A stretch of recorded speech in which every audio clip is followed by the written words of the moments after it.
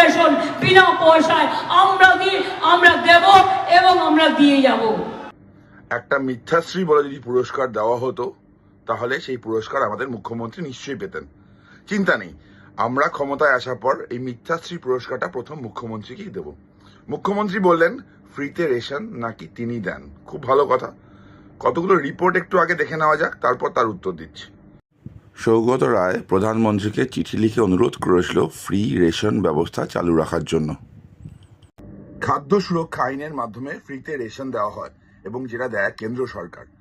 কেন্দ্র যখন 2021-এ ঘোষণা করেছিল যে ফ্রিতে রেশন এই স্কিমটা আমরা চালাতে পারবো না, তখন তৃণমূল সাংসদ সৌগত রায় চিঠি লেখে মাননীয় প্রধানমন্ত্রীকে, লিখে বলে এই রেশনটা বন্ধ হয়ে গেলে খুব অসুবিধা হয়ে যাবে।